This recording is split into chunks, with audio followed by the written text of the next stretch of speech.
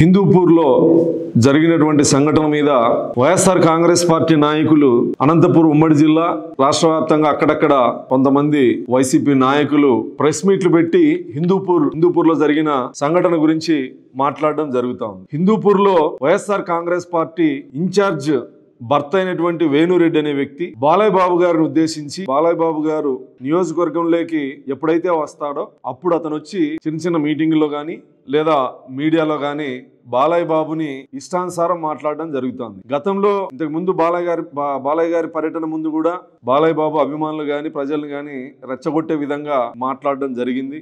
అసంబద్ధంగా అనవసరంగా కాలుకు కాలు చెయ్యికి చెయ్యి తలకు తల ఈ రకంగా ఫ్యాక్షన్ డైలాగులు గతంలో ఒకసారి మాట్లాడడం జరిగింది.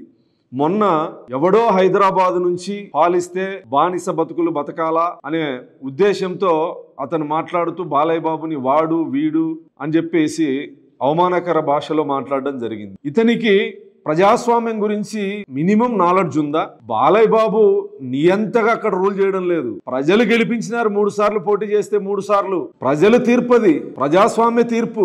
ప్రజాస్వామ్యంలో రాజ్యాంగం ఇచ్చిన హక్కు, ఎన్నికల్లో నిలబడితే గెలిపించారు. 3 సార్లు అక్కడ ప్రజలు ఆయన ఆశీర్వదిస్తే బానిసత్వం అనే మాటలు ఎందుకు మాట్లాడుతా ఉన్నావు? నిన్ను చీదరించుకుంటే హిందూపూర్ ప్రజలు, నిన్ను తరిమేస్తే హిందూపూర్ ప్రజలు, బాలయ్య బాబు గారిని కోరుకుంటే ఆయన్ని 3 సార్లు గెలిపిస్తే ఇక్కడ బానిసత్వము, హైదరాబాద్ నుంచి ఎక్కడోడో ఎవడో వాడు వీడు అని మాట్లాడి అసలు గొడవ కారణం నువ్వు.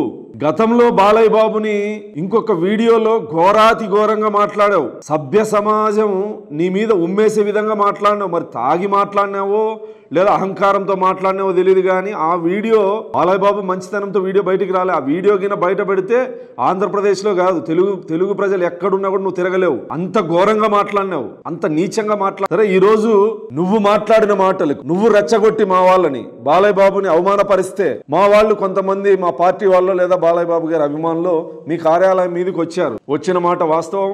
కొంత ఆఫీసులో ఫర్నిచర్ ధ్వంసం చేసిన మాట వాస్తవం. దీని గురించి మళ్ళీ మాట్లాడతా. జగన్మోహన్ రెడ్డి ముఖ్యమంత్రిగా ఉన్నప్పుడు ఈరోజు వైఎస్ఆర్ కాంగ్రెస్ పార్టీ నాయకులు ప్రజాస్వామ్యము, రాజ్యాంగము, చంద్రబాబు గారిది దుర్మార్గపు పాలన అసలు ప్రశ్నించకూడదా, ప్రశ్నిస్తే ఇంత దుర్మార్గంగా దాడులు చేస్తారా, కార్యాలయాల మీద దాడులు చేస్తారా అని ప్రజాస్వామ్యము, రాజ్యాంగం అనే పెద్ద పెద్ద మాటలు రాష్ట్రంలో వైఎస్ఆర్ కాంగ్రెస్ పార్టీ నాయకులు మాట్లాడుతూ ఉన్నారు. జగన్మోహన్ రెడ్డి గారు ముఖ్యమంత్రిగా ఉన్నప్పుడు జోగి రమేష్ అనే వ్యక్తి 40-50 కార్లలో మారునాయుధాలు తీసుకొని ఇనుప రాళ్లు పెట్టుకొని చంద్రబాబు గారి ఇంటి మీదికి దాడికి వెళితే ఆ రోజు ముఖ్యమంత్రిగా జగన్మోహన్ రెడ్డి గారు తీసుకున్న చర్యలేంటి? ఆ రోజు రాజ్యాంగం గుర్తుకు రాలేదా మీకు?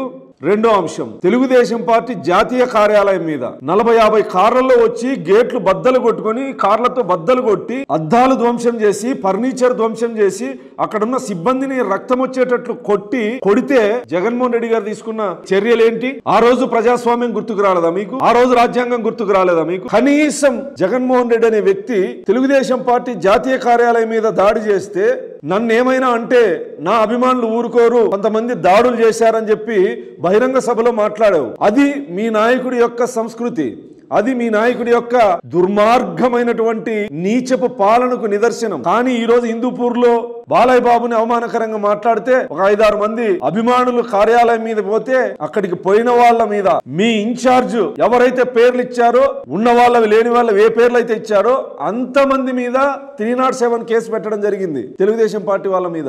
మరి మాజీ ముఖ్యమంత్రి అప్పటి ప్రతిపక్ష నేత చంద్రబాబు గారి ఇంటి మీదకి పోయి రాళ్లేస్తే జోగి రమేష్ మీద ఏ కేసులు పెట్టింది అప్పటి ప్రభుత్వం?